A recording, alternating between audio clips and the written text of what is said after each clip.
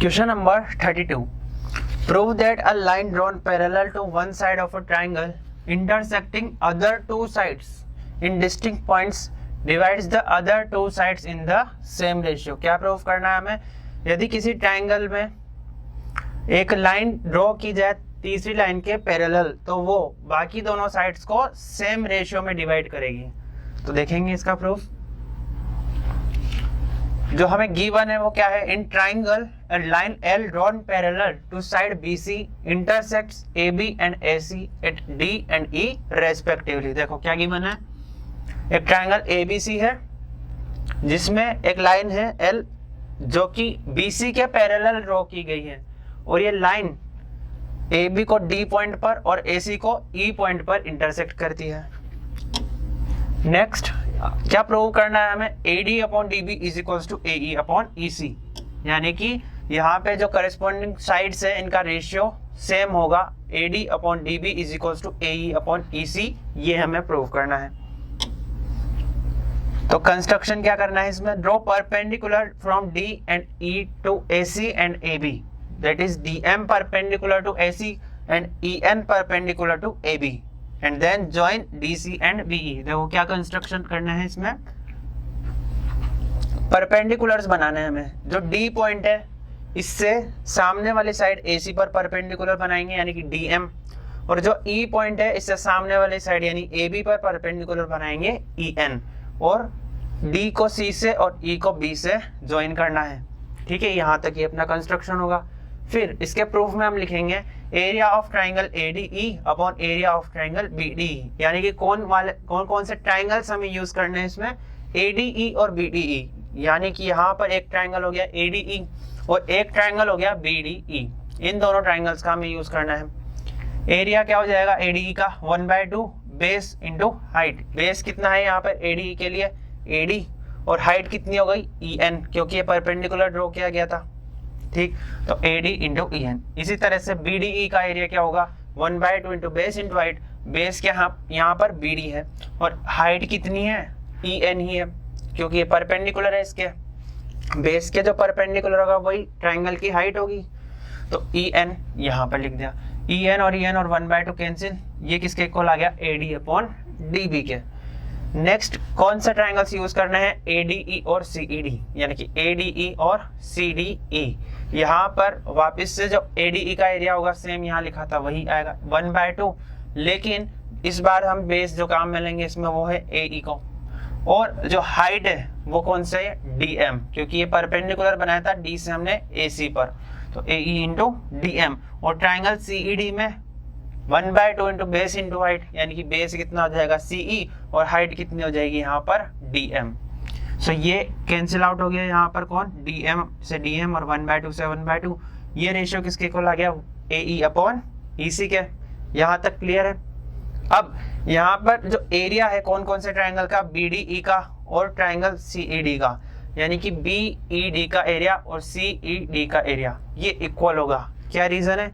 क्योंकि देखो दोनों ट्राइंगल्स सेम बेस DE पर बने हैं और सेम पैरेलल लाइंस के बीच में है. ये लाइन L जो थी वो BC के पैरेलल गिवन है, यानी triangles on same base and between same parallel are equal in area. ये इसका रीजन है. फ्रॉम 1, 2 एंड 3 देखो ADE तो दोनों में कॉमन था ही सही, और ये जो एरिया है BDE का और CED का ये भी इक्वल है. तो यहाँ से दोनों रेशियो क्या हो जाएंगे अपने पास? इक्वल, यानी AD अपॉन DB किसके इक्वल हो जाएगा? AE अपॉन EC के. और यही हमें प्रूव करना था कि जो करस्पॉन्डिंग साइड्स है, यानी कि जो लाइन पैरेलल ड्रॉ की जाए किसी थर्ड साइड के, तो बाकी दोनों साइड्स को सेम रेशियो में डिवाइड करेगी. क्लियर है? चलिए next question number 33. The numerator of a fraction is 3 less than its denominator. If 2 is added to both of its numerator and denominator, then the sum of the new fraction and original fraction is 29/20. Find the original fraction. क्या कहा है कि जो numerator है वो denominator से 3 कम है. एक फ्रैक्शन है जिसमें कि न्यूमरेटर डिनोमिनेटर से 3 कम है. अगर न्यूमरेटर और डिनोमिनेटर दोनों में हम 2 ऐड कर देते हैं तो जो नया फ्रैक्शन हमें मिलेगा और जो ओरिजिनल फ्रैक्शन हमारे पास था उसका सम 29/20 होगा. तो इसकी हेल्प से हमें फाइंड करना है कि ओरिजिनल फ्रैक्शन क्या था. देखेंगे let the denominator of the required fraction भी x, मान लेते हैं कि जो डिनोमिनेटर था वो x था, तो क्या कहा है न्यूमरेटर के लिए कि वो डिनोमिनेटर से 3 कम है, यानी न्यूमरेटर कितना हो जाएगा उसका x माइनस 3। सो जो ओरिजिनल फ्रैक्शन था अपने पास वो मिल जाएगा हमें x माइनस 3 अपॉन x। अब यहाँ हमें x की वैल्यू फाइंड आउट करनी है, इसके लिए इन्होंने एक इंफॉर्मेशन और दिया आगे, क्या कि न्यूमरेटर और डिनोमिनेटर दोनों में कितना ऐड किया गया है 2, यानी कि यहाँ पर x माइनस 3 प्लस 2 और x प्लस 2, और जो ओरिजिनल फ्रैक्शन है इन दोनों का सम कितना गिवन है 29/20। आगे सिंपल कैलकुलेशंस करनी है, यहाँ पे हो जाएगा अपने पास x minus 1 plus x minus 3 upon x, LCM ले लेंगे दोनों का x प्लस 2 और x का, तो x minus 1 into x plus x minus 3 into x plus 2, simplify करने पर हमें मिल जाएगा x square minus x plus x square minus x minus 6 upon x square plus 2x, और इक्वल में क्या चल रहा है 29/20। फिर क्रॉस मल्टीप्लिकेशन करने पर 20 इंटू यह हो गया 2x स्क्वायर माइनस का 2x और माइनस का 6, और is equals to 29x square plus 2x। Next 11x square minus 90x minus 120, सभी टर्म्स को हमने एलएचएस में लिख लिया यहाँ। फिर इसके बाद इसको चाहें तो क्वाड्रेटिक फॉर्मूला से भी सोल्व कर सकते हैं या मिडिल टर्म को स्प्लिट करके भी सोल्व कर सकते हैं। यहाँ मिडिल टर्म 98, इसको स्प्लिट करेंगे क्या आएगा माइनस 110x प्लस 12x में, ठीक है। आगे के दोनों टर्म्स में से क्या कॉमन आ रहा है 11x, तो क्या रिमेनिंग रहेगा x माइनस, और यहाँ पे बच जाएगा 10, और इसी तरह से बाकी की दो टर्म्स में से 12 कॉमन लेने पर x माइनस 10, तो एक फैक्टर हो गया 11x प्लस 12 और एक हो गया x माइनस 10, ठीक। दोनों को जीरो को इक्वेट करने पर x की वैल्यू एक तो मिलती है हमें 10 और एक x मिलता है माइनस का 12/11, लेकिन माइनस 12/11 पॉसिबल नहीं है क्योंकि ये एक इंटीजर नहीं है, जबकि x हमने यहाँ क्या लिया था एक integer, so x is equals to कितना हो गया 10, x की वैल्यू यहाँ पुट कर देंगे तो हमें ओरिजिनल फ्रैक्शन मिल जाएगा 10 और ऊपर 10 माइनस 3 यानी कि 7, so the required fraction is 7/10। Clear है ये? चलिए नेक्स्ट, इसमें part B, a train covers a distance of 300 km at a uniform speed. If the speed of the train is increased by 5 km per hour, it takes 2 hours less in the journey. Find the original speed of the train.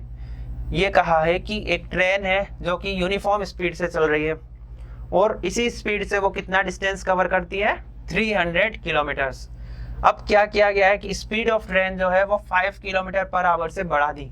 अब obvious सी बात है जब speed बढ़ाएंगे तो जो लगने वाला time है वो कम होगा, तो ये दिया गया है कि कितना कम लग रहा है टाइम, फिर 2 आवर्स कम लग रहे हैं इससे।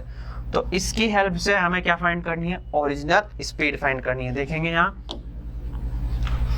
Late the original speed of the train be x kilometre per hour. मान लेते हैं कि जो ओरिजिनल स्पीड है वो x किलोमीटर पर आवर है, तो जो डिस्टेंस ट्रेवल है वो है 300 किलोमीटर। डिस्टेंस यहाँ में गिवन है तो इससे हम ओरिजिनल टाइम लिख सकते हैं, क्या हो जाएगा डिस्टेंस अपॉन स्पीड यानी 300 अपॉन x आवर्स। अब जो नई स्पीड है वो कितनी है x प्लस 5, क्योंकि क्या क्या है क्वेश्चन में 5 किलोमीटर पर आवर से स्पीड को बढ़ा दिया हमने, x मानी थी, तो नई स्पीड कितनी हो जाएगी x plus 5 kilometre per our. तो इससे जो लगने वाला नया टाइम है वो क्या होगा डिस्टेंस अपॉन न्यू स्पीड यानी कि 300, डिस्टेंस तो चेंज नहीं किया, डिस्टेंस वही है सेम 300 किलोमीटर। सो नया टाइम जो है वो है 300 अपॉन x प्लस 5 आवर्स। अब जो दोनों में डिफरेंस है भाई, बाद वाला टाइम कम लगेगा क्योंकि इसमें स्पीड ज़्यादा कर दी, तो पहले वाले जो टाइम था उसमें से बाद वाले टाइम को माइनस करने पर क्या जाएगा अपने पास 2। गिवन है कि 2 आवर्स कम लग रहे हैं, फिर इससे तो 30 minus tn is equals to 2। Value put कर देंगे यहाँ पे 300/x minus 300/x plus 5 is equals to 2। LCM लेकर सॉल्व करने पर 300x प्लस 5 माइनस 300x और अपॉन में एलसीएम लिया तो x इंटू x प्लस 5। आगे इसको सिंप्लीफाई करेंगे तो 1500 upon x square plus 5x, cross multiply करके और सभी टर्म्स को एलएचएस में शिफ्ट कर लेंगे तो क्वाड्रेटिक इक्वेशन बन जाएगी क्या x square plus 5x minus 750। अब यहाँ पे मिडिल टर्म को स्प्लिट करेंगे तो क्या हो जाएगा 30x माइनस 25x, ठीक है। आगे x कॉमन आ जाएगा इन दोनों टर्म्स में से, तो x प्लस 30 और माइनस 25 कॉमन लेने पर x प्लस 30, तो दो फैक्टर्स हमें मिल जाते हैं x माइनस 25 और एक x प्लस 30। तो इससे तो मिलता है x बराबर 25 और इससे मिलता है x बराबर माइनस का 30, लेकिन नेगेटिव वैल्यू पॉसिबल नहीं है क्योंकि x क्या थी, स्पीड, और वो कभी नेगेटिव नहीं हो सकती।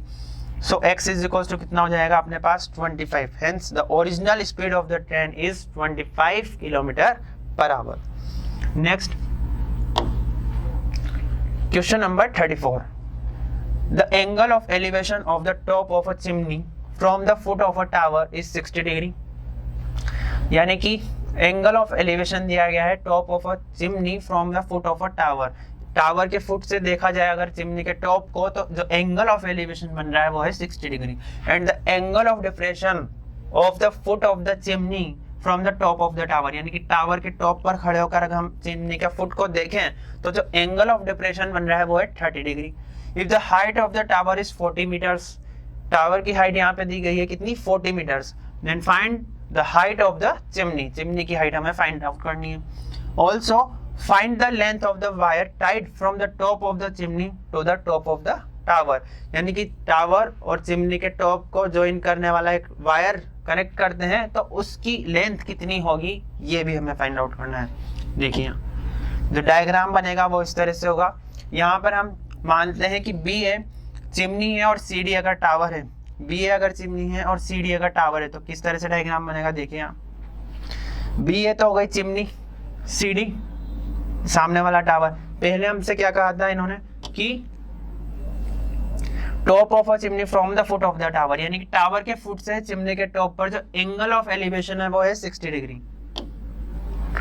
ये रहा टावर का फुट सी पॉइंट और चिमनी का टॉप यहाँ पर पॉइंट ए पर, तो जो एंगल ऑफ एलिवेशन बन रहा है वो है 60 डिग्री। क्लियर।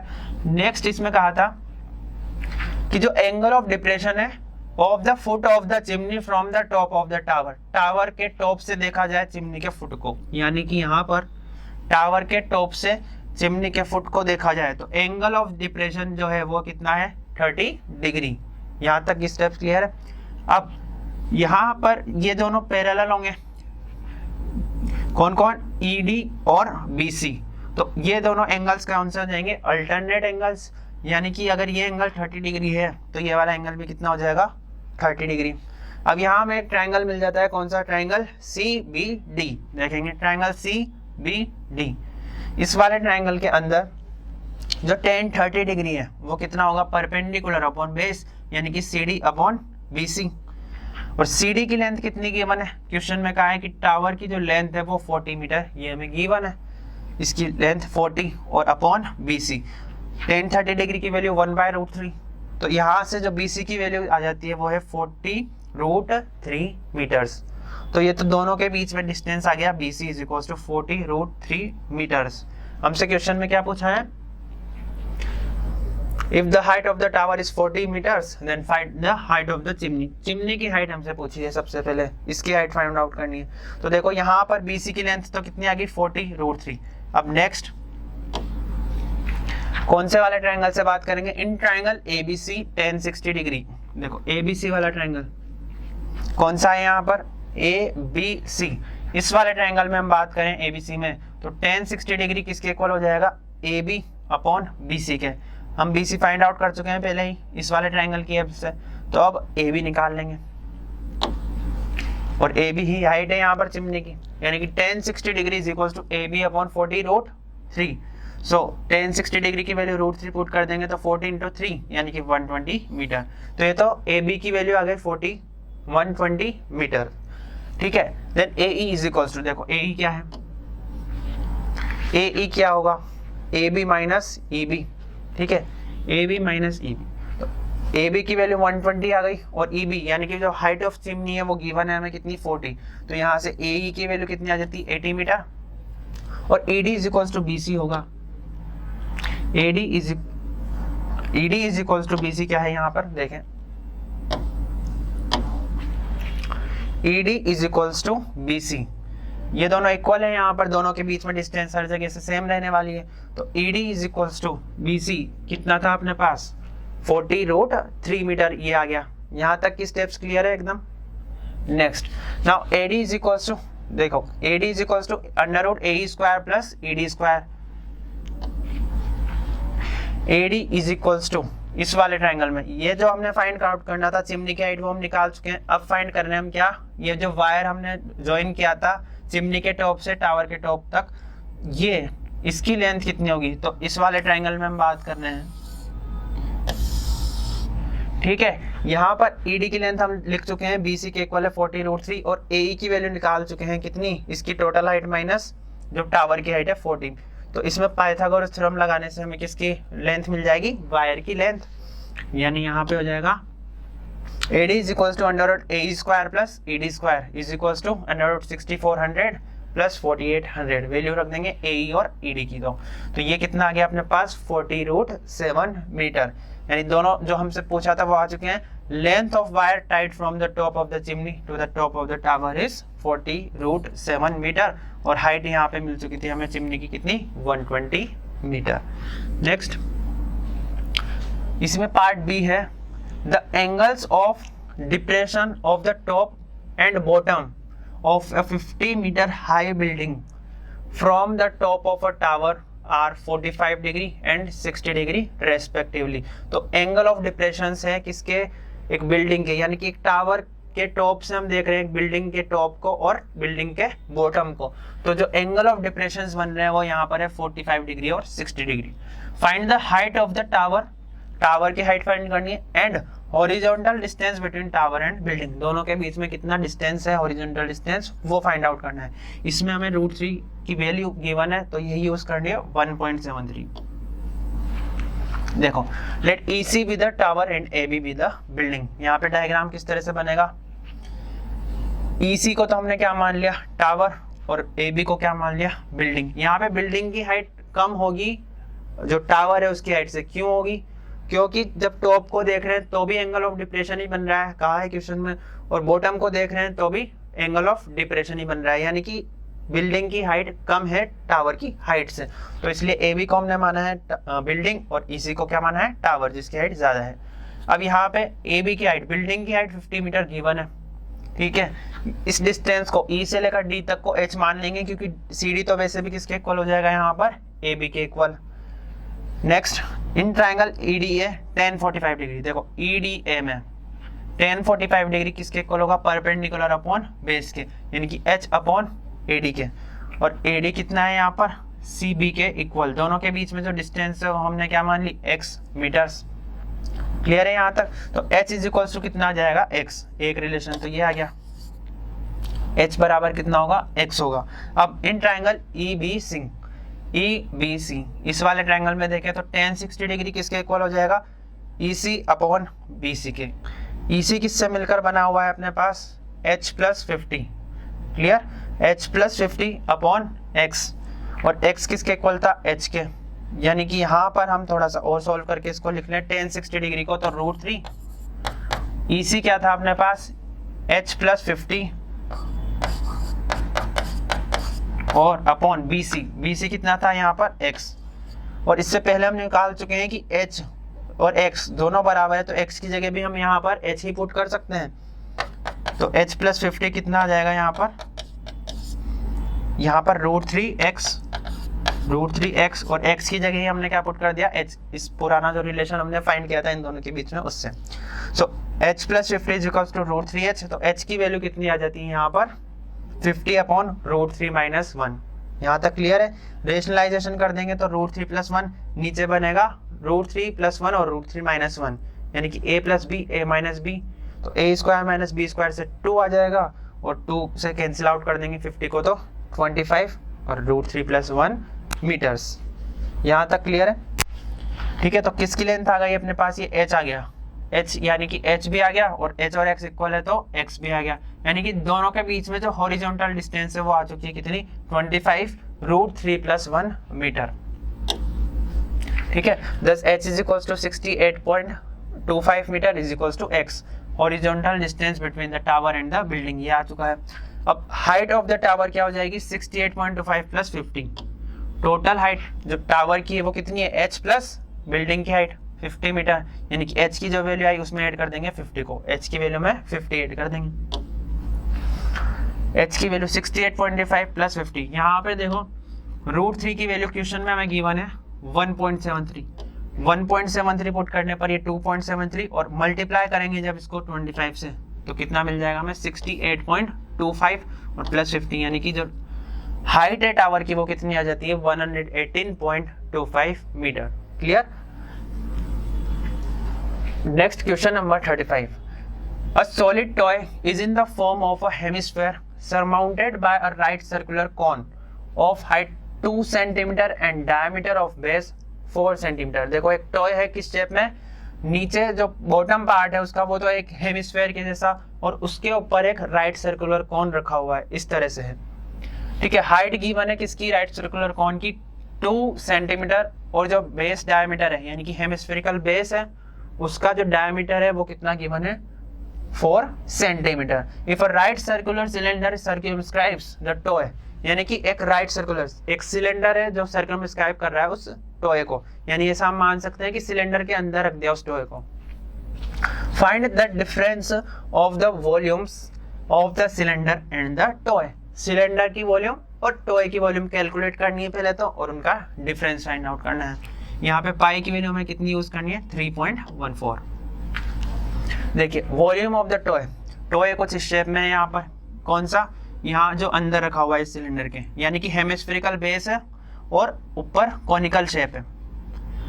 इसकी वॉल्यूम हमें फाइंड करनी है पहले, तो क्या हो जाएगी वो volume of hemisphere plus volume of cone. Clear. Height given है कॉन की कितनी 2 सेंटीमीटर और हेमिस्फेरिकल जो बेस है इसका डायमीटर गिवन है कितना है 4 सेंटीमीटर। जब डायमीटर 4 सेंटीमीटर है तो रेडियस लिख लेंगे हम कितनी 2 सेंटीमीटर। तो देखो रेडियस यहाँ से लेकर यहाँ तक होगी 2 सेंटीमीटर, क्योंकि ये हेमिस्फेयर है, हेमिस्फेयर है तो ये सब रेडियस ही बनेगी इसकी, यानी कि यहाँ से लेकर यहाँ तक भी रेडियस ही होगी। तो रेडियस कितनी है 2 सेंटीमीटर, तो ये डिस्टेंस भी कितनी आ जाएगी 2 सेंटीमीटर और हाइट भी कितनी है 2 सेंटीमीटर। अब एक सिलेंडर इसको सर्कमस्क्राइब कर रहा है, यानी कि जो सिलेंडर की हाइट है वो इन दोनों की हाइट का सम, यानी कि कितना हो जाएगा 4 सेंटीमीटर। सिलेंडर की हाइट 4 सेंटीमीटर। तो वॉल्यूम ऑफ हेमिस्फेयर क्या होता है 2/3 पाई r क्यूब और कॉन की वॉल्यूम 1/3 पाई r square h। Value put कर देंगे यहाँ पर, r की भी 2 है और h की भी 2 है, तो वैल्यू पुट करके सोल्व करने पर जो अपना आंसर आता है, यानी कि वॉल्यूम ऑफ टॉय वो तो आती है 25.12। अब कैलकुलेट करेंगे वॉल्यूम ऑफ सिलेंडर को, वॉल्यूम ऑफ सर्कमस्क्राइबिंग सिलेंडर वो होगी पाई r square h। Volume of cylinder pi r square h, r की वैल्यू कितनी है यहाँ पे 2 और हाइट जो आ गई सिलेंडर की वो टोटल कितनी है 4 सेंटीमीटर। ठीक है, r की वैल्यू 2 और h की वैल्यू 4 पुट करने पर और पाई की वैल्यू गिवन जो है 3.14 उसे पुट करने पर वॉल्यूम कितनी आती है 50.24 सेंटीमीटर क्यूब। यहाँ तक क्लियर है। हमें इन दोनों का डिफरेंस फाइंड करना था। So difference in the volumes of circumscribing cylinder and the toy is equals to volume of cylinder minus volume of toy। Cylinder की वॉल्यूम कितनी आ गई 50.24 और टॉय की वॉल्यूम 25.12। दोनों का डिफरेंस कितना आता है 25.12 centimetre cube. Hence the difference in the volumes of circumscribing cylinder and the toy is 25.12 centimetre cube. Clear. Next यहाँ से स्टार्ट हो चुका है सेक्शन ई, जो कि है case study based questions. Question number 36। Carpooling is the sharing of car journeys so that more than one person travels in a car and prevents the need for others to have to drive to a location themselves. By having more people using one vehicle, carpooling reduces each person's travel costs such as fuel cost, tolls and the stress of driving।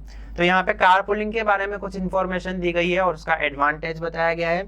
Carpooling is also a more environmentally friendly and sustainable way to travel as sharing journeys reduces air pollution, carbon emissions, traffic congestion on the roads and the need for parking spaces।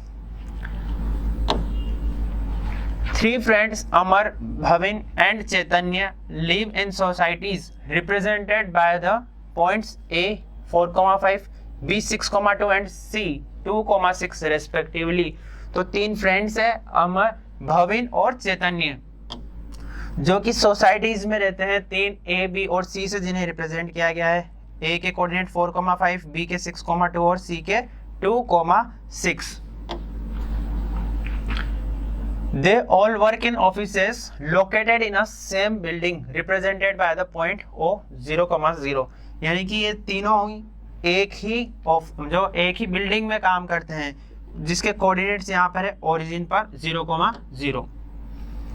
ठीक है, इनके offices जो है वो एक ही building पर है.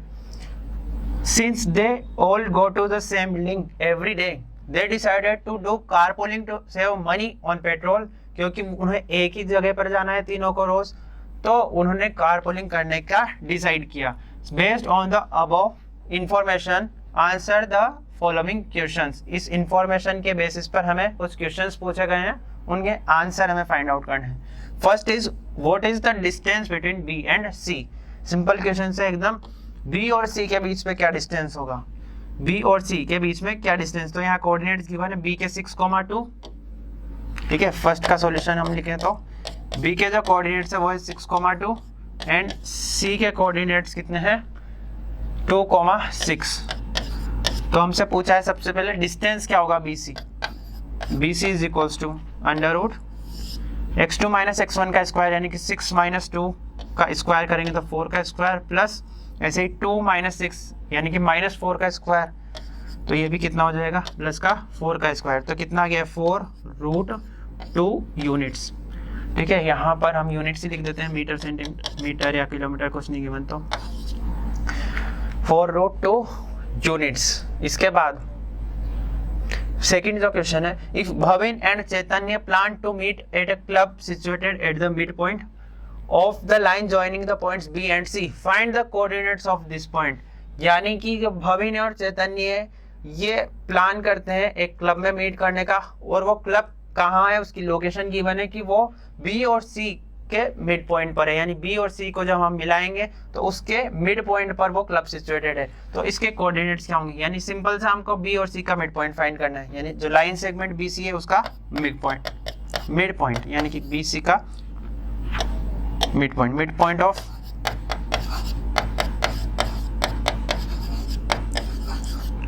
BC. तो क्या हो जाएगा x1 plus x2/2 comma y1 plus y2/2.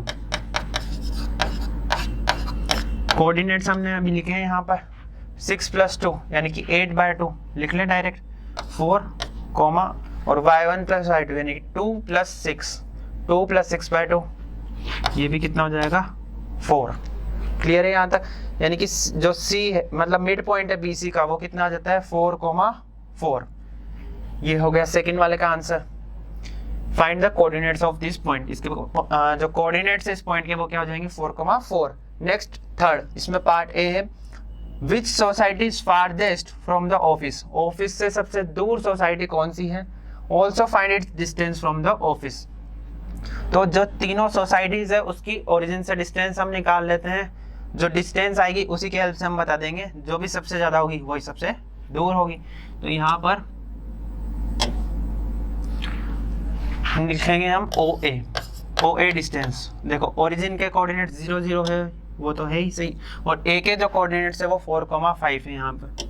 तो डिस्टेंस कितनी हो जाएगी 4 का स्क्वायर प्लस 5 का स्क्वायर यानी कि यहाँ 25 और 16 यानी कि √41.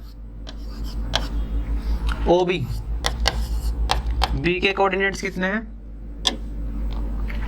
6,2 यानी ये हो जाएगा अपने पास 6 का स्क्वायर प्लस 2 का स्क्वायर. तो ये हो गया 36 और 4 यानी कि 40. और OC जो C सोसाइटी है उसकी O से डिस्टेंस, O पर बिल्डिंग सिचुएटेड है 2,6 है यानी कि 2 का स्क्वायर प्लस 6 का स्क्वायर. 2 का स्क्वायर प्लस 6 स्क्वायर तो 4 प्लस 36 ये भी कितना 40.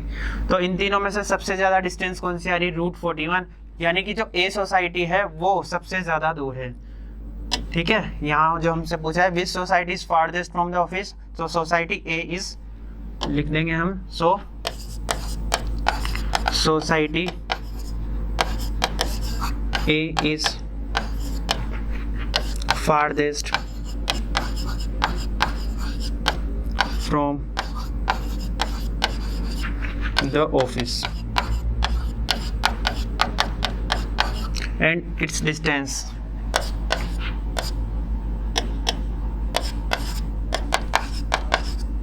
is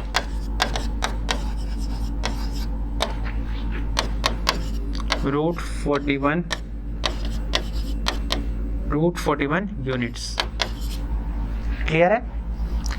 इसी में जो थर्ड पार्ट था उसमें इंटरनल चॉइस गिवन थी, ए हमने फाइंड आउट कर लिया। बी में क्या पूछा है, out of B and C which society is nearer to A, यानी कि बी और सी में से कौन सी सोसाइटी ए के पास है। ऑल्सो फाइंड देयर डिस्टेंसेस, तो हमें सिंपली ए बी और ए सी की वैल्यू फाइंड करनी है, यानी ए बी का जो डिस्टेंस है ए और बी के बीच में वो क्या होगा। तो ए के कोऑर्डिनेट्स अपने पास थे 4,5 और बी के 6,2, यानी x2 माइनस x1 का square plus y1 minus y2 का स्क्वायर करेंगे, उससे कितना आ जाएगा 4 माइनस 6 का स्क्वायर, यानी कि 2 का स्क्वायर और यहाँ पर 3 का स्क्वायर,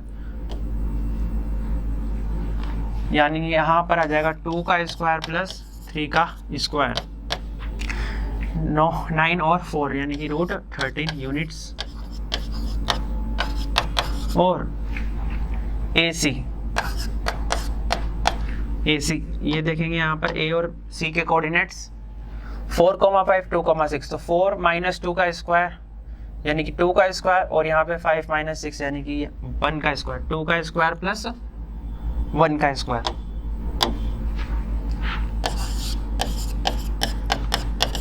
तो कितना आ गया ये रूट 5 यूनिट्स। सो हमसे पूछा था कि कौन सी सोसाइटी ज्यादा नियर है, so society C is nearer to A, ठीक है। Society C is nearer to A and इसका डिस्टेंस भी पूछा था, एंड फाइंड देयर डिस्टेंसेस, दोनों के ही डिस्टेंसेस से पूछे थे। तो and distance of society C from A is कितना आया यहाँ पे रूट 5 यूनिट्स। क्लियर है यहाँ तक? चलिए next question number 37। A water sprinkler is a device used to irrigate agriculture crops, lawns, landscapes, golf courses and their areas and other areas. Water sprinklers can be used for residential, industrial and agricultural uses. तो यहाँ water sprinkler के बारे में बताया गया है। A water sprinkler is said to shoot a stream of water a distance of 21 meter and rotate through an angle which is equal to complementary angle of 10 degree। क्या कहा है यहाँ पर? एक वाटर स्प्रिंकलर है जो कि वाटर को कितनी डिस्टेंस तक स्प्रिंकल करता है, 21 मीटर डिस्टेंस तक, और जो ये एंगल बनाता है वो कितना है, वो एक complementary angle of 10 degree. 10 degree का कॉम्प्लीमेंट्री एंगल कितना होगा, 80 डिग्री। कॉम्प्लीमेंट्री यानी कि दोनों का सम कितना हो, 90 डिग्री हो, तो ये एंगल कितना हो गया, 80 डिग्री। नेक्स्ट हमसे पूछा है what is the area of sector in terms of arc length, यानी कि आर्क लेंथ की फॉर्म में जो ये सेक्टर बन रहा है इसका एरिया क्या होगा। यानी हमें कोई वैल्यू पुट नहीं करनी, केवल फॉर्मूला लिखना है आर्क लेंथ की फॉर्म में, इसका सेक्टर का। सो एरिया ऑफ सेक्टर क्या हो जाएगा यहाँ पर, arc length multiplied by radius by 2, यानी कि हम जानते हैं एरिया ऑफ सेक्टर क्या होता है 1/2 इंटू एल इंटू आर, जहाँ एल क्या होता है आर्क लेंथ और आर रेडियस। नेक्स्ट पूछा है what is the area of the water region, यानी कितने रीजन में पानी पहुंचाया जा रहा है वाटर स्प्रिंकलर के द्वारा, उसका एरिया निकालना है। किसकी टर्म्स में, पाई की ही टर्म्स में, यानी पाई की वैल्यू नहीं पुट करनी। सो एरिया ऑफ सेक्टर क्या होता है, area of sector is θ/360 degree into pi are square. Theta कितना है यहाँ पर, यहाँ कहा था कि कॉम्प्लीमेंट्री एंगल ऑफ 10 डिग्री, तो कितना होगा 80 डिग्री, तो थीटा कितना है 80 डिग्री। सो यहाँ पुट कर देंगे 80/360 इंटू पाई, और रेडियस कितनी गिवन है 21, ठीक है। डिस्टेंस बता रखा है, तो ये डिस्टेंस क्या बन जाएगी यहाँ पर इसके लिए रेडियस, तो 21 मीटर डिस्टेंस है, तो उसका स्क्वायर करने पर 441, सोल्व करने पर जो एरिया ऑफ सेक्टर है वो कितना आता है 98 पाई मीटर स्क्वायर, ठीक है। नेक्स्ट थर्ड ए, इसमें पूछा था कि if the radius changes to 28 metre find the angle theta so that the area of the water region remains the same. यानी रेडियस को चेंज कर दिया, यहाँ पर पहले थी 21 मीटर, अब कितना कर दिया 28 मीटर। और एंगल जो है, फाइंड द एंगल, एंगल हमें फाइंड करना है इस तरह से कि जो एरिया रहे वो सेम रहे, यानी पहले जितने एरिया में स्प्रिंकल हो रहा था उतने ही एरिया में हो, उसके लिए कितना एंगल हमें निकालना है यहाँ पर कि कितना एंगल रहना चाहिए ताकि एरिया सेम बना रहे रेडियस को चेंज करने पर भी। तो देखेंगे यहाँ एरिया दोनों का इक्वल है, ठीक है। रेडियस हमने चेंज कर दी, पहले थी 21 मीटर, अब कर दी 28 मीटर्स। एंगल फाइंड आउट करना है, तो यहाँ पे जो एरिया बनेगा वो theta upon 360 pi are square से थीटा कितना था पहले 80 डिग्री, तो 80 अपॉन 360 डिग्री इंटू पाई और R square is equals to नया थीटा में फाइंड आउट करना है, इसको थीटा ही रहने देंगे, तो theta upon 360 degree pi are square. Pi cancel out दोनों तरफ से, इसको सिंप्लीफाई करने पर जो थीटा की वैल्यू आती है वो कितनी 45 डिग्री। क्लियर है, यानी कि क्या है इसमें कि रेडियस को चेंज भी कर दिया, रेडियस बढ़ा दी तो जो एंगल है वो कम हो जाएगा ताकि जो एरिया रहेगा स्प्रिंकल जितने एरिया में हो रहा है वो सेम रहने वाला है। एंगल कितना हो जाता है यहाँ पे 45 डिग्री। नेक्स्ट इसी में पार्ट बी गिवन है, थर्ड में जो था अपना थर्ड पार्ट में इंटरनल चॉइस गिवन थी, तो उसका पार्ट बी है if the radius is increase from 21 metre to 28 metre, यानी कि रेडियस को 21 मीटर से 28 मीटर जैसा कि इससे पहले वाले पार्ट में किया था बढ़ा दी जाए and angles remain the same, और एंगल भी उतना ही रखा जाए। What is the increase in the area of water region, यानी कि अब एरिया इंक्रीज होगा क्योंकि रेडियस बढ़ा दी और एंगल वही रखा है, तो वो इंक्रीज्ड एरिया कितना होगा वो फाइंड आउट करना है। तो इंक्रीज्ड एरिया कैसे निकालेंगे, जो एरिया आएगा अपने पास बाद वाला माइनस पहले वाला, यानी कि theta upon 360 degree into pi और R1 square minus R2 square. यहाँ पर R1 जो है वो बढ़ी हुई रेडियस है और R2 जो प्रीवियस रेडियस अपने पास थी, तो थीटा कितना है सेम है, तो यानी कि 80 अपॉन 360 डिग्री इंटू पाई और नई रेडियस कितनी हो गई 28, तो उसका स्क्वायर 784 और माइनस प्रीवियस रेडियस थी 21, तो उसका स्क्वायर 441। सो इसको सिंप्लीफाई करने पर कितना आ जाता है 239.56 मीटर स्क्वायर। ये होगा increased area. Next question number 38, one of 4 main blood types can be found in a human body. They are known as A, B, AB and O. Each blood type can be further classified as either a rhesus positive or rhesus negative. For example, a possible combination is blood type O and rhesus negative, which is written as O negative. The data below shows the distribution of the blood types and rhesus types of given blood type for a blood donation center recorded in percentage for the year 2023. क्या कहा गया है यहाँ पूरा blood group के बारे में knowledge दी गई है कि 4 तरह के ब्लड ग्रुप्स होते हैं A, B, O और AB, और इनमें सब में इंटरनल 2 होते हैं रीजस पॉजिटिव और रीजस नेगेटिव। ठीक है, डेटा यहाँ पे दिया गया है सभी के लिए कि कितने नंबर ऑफ पर्सन्स का जो ब्लड ग्रुप है वो O नेगेटिव है, कितने का O पॉजिटिव है, A negative A positive, B negative B positive और AB नेगेटिव और AB पॉजिटिव। ठीक है, यहाँ पर एक अननोन क्वांटिटी है X, बाकी सभी की परसेंटेज गिवन है। सबसे पहले हमें क्या फाइंड करनी है, इसी X की value, find the value of X। तो देखो यहाँ पर क्या गिवन है, ये परसेंटेज में गिवन है, तो हम जानते हैं कि टोटल परसेंटेज कितना होना चाहिए 100%, यानी इन सब का सम कर दें तो कितना आ जाना चाहिए 100। सो फर्स्ट सॉल्यूशन लिखे हम फर्स्ट का, तो क्या आ जाएगा, सबको ऐड कर देंगे वो 100 के इक्वल होगा, यानी कि x plus 30 plus 8 plus 24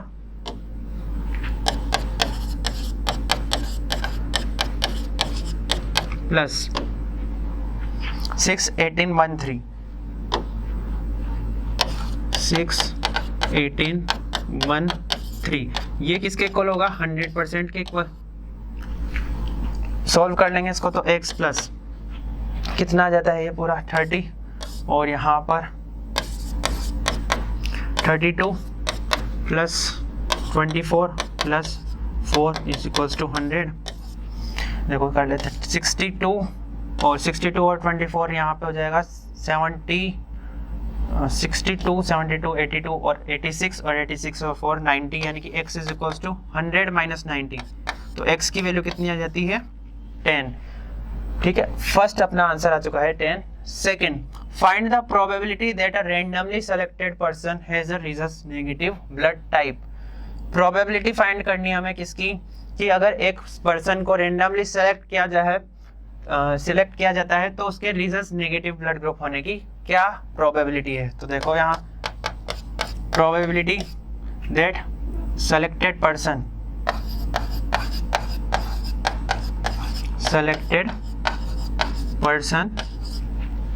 has a rhesus negative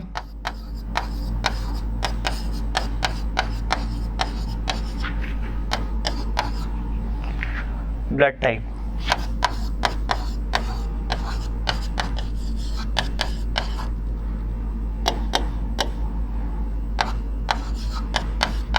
क्या होगा, देखो यहाँ प्रोबेबिलिटी के लिए क्या करेंगे, सबसे पहले जितने भी रिजस नेगेटिव पर्सन्स, जो रिजस नेगेटिव जिनका ब्लड ग्रुप है, उनकी परसेंटेज को ऐड कर लेंगे और डिवाइड कर देंगे किससे, टोटल नंबर ऑफ परसेंटेज जो कि 100%, यानी रिजस नेगेटिव कितने हैं, नेगेटिव वाले हमें केवल ऐड करने हैं। तो x था यहाँ पे, उसकी वैल्यू 10 आ गई,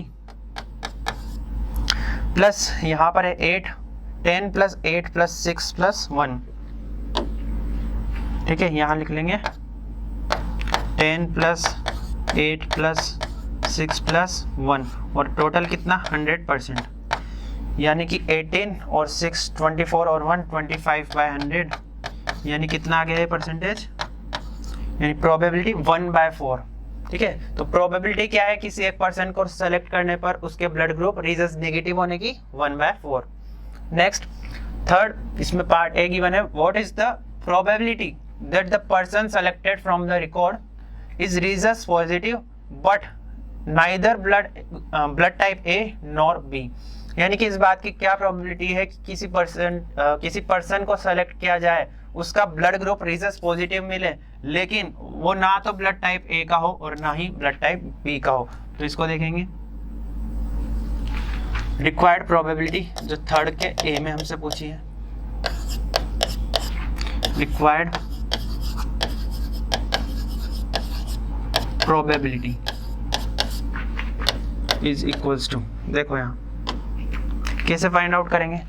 सबसे पहले तो हमें रिजस पॉजिटिव देखना है, लेकिन वो ए और बी ग्रुप का नहीं होना चाहिए। तो यानी कौन कौन सा हो सकता है, वो ओ पॉजिटिव हो सकता है और ए और बी का नहीं हो सकता, लेकिन ए बी पॉजिटिव हो सकता है। यानी कि ओ पॉजिटिव कितने हैं 30% और ए बी पॉजिटिव कितने हैं 3, यानी 30 प्लस 3, 30 प्लस 3 और अपॉन टोटल परसेंटेज कितना है 100, तो 33/100 ये होगा अपना आंसर। इसमें ये कैंसिल आउट हो रहा है क्या किसी से,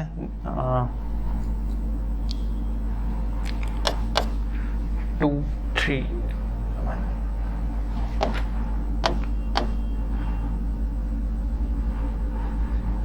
11 to 3 और ये 11 3 का कोई फैक्टर नहीं हो रहा। ठीक है, 33/100। इसके बाद next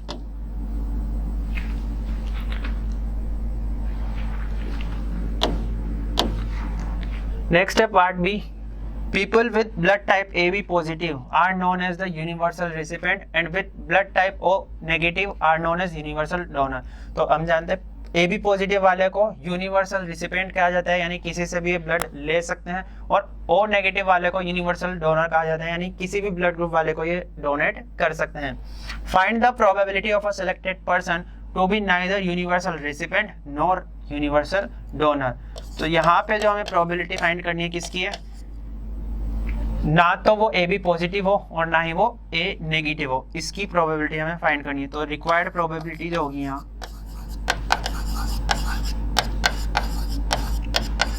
required probability is equals to 1 minus, ठीक है, टोटल में से हम माइनस कर देंगे किस चीज की प्रोबेबिलिटी, उसकी प्रोबेबिलिटी कि अगर हम ए बी पॉजिटिव और ओ नेगेटिव वाले को सेलेक्ट करते हैं वो क्या आती है। तो यहाँ पर ए बी पॉजिटिव वाले कितने हैं देखेंगे, ए बी पॉजिटिव वाले कितने हैं 3 और